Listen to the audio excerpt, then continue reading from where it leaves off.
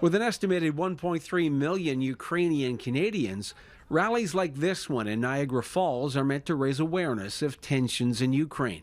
Many demonstrators fear for their relatives in their homeland. There's no happiness, there's no joy, because you have this ominous army on the borders. NATO is still sorting out what to do about those 100,000 Russian troops at the border, making it clear there are limits to its involvement in the event of an invasion. We have no plans to deploy NATO combat troops to Ukraine. NATO allies have trainers there. We help them from NATO with building capacity, modernizing their defenses, including their cyber defenses. The military response is not guaranteed because Ukraine is not a member of NATO. The Ukrainian National Federation of Canada says signaling restraint makes sense. Saying, there's going to be no NATO forces in Ukraine may be a good thing to be saying today.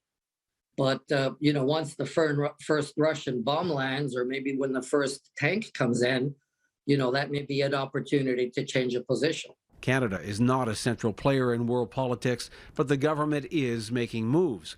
Global Affairs Canada confirming it's temporarily pulling out non-essential staff from the Canadian embassy to Ukraine. And Defense Minister Anita Anand has arrived in Kyiv to meet with Canadian Forces personnel deployed there and with her Ukrainian counterpart. Ukrainian Canadian leaders are asking all Canadians to express support for the cause through their members of parliament. They're also raising money for a humanitarian campaign in case it's needed in the event of an invasion and bloodshed. Ross Lord, Global News. Across Ukraine, soldiers have been handed their deployment notices, and citizens, including thousands of women, are joining the call to arms.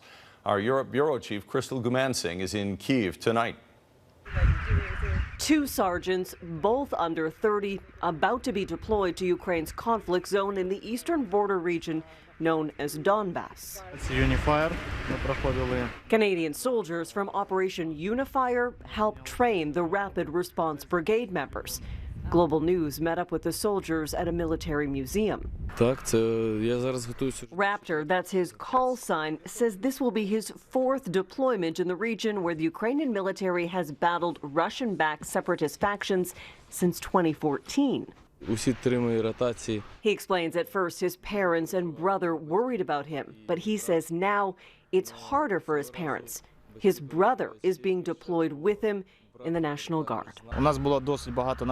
Maverick, again, we've agreed to use their call signs instead of their names, says he's ready. This is his first deployment. He's trained, but says he knows he can't prepare for everything.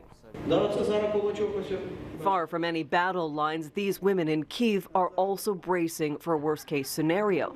They aren't soldiers, but they want to know how to fend for themselves and their families if civil unrest hits close to home. I was really scared.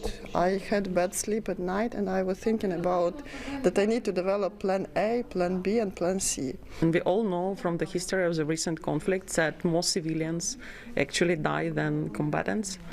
So I think it's essential, at least to know some basics. I remember the situation in 2014, for instance. I also had an emergency bag.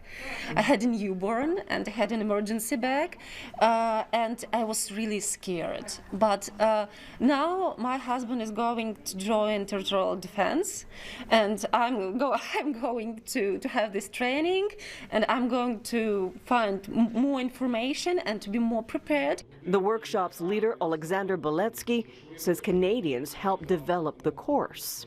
The key thing is that people should collaborate, because it's much easier to survive together in the groups than to survive as a family, as a person. The sergeants praised the women for learning skills to protect themselves and possibly their country, if it comes to that.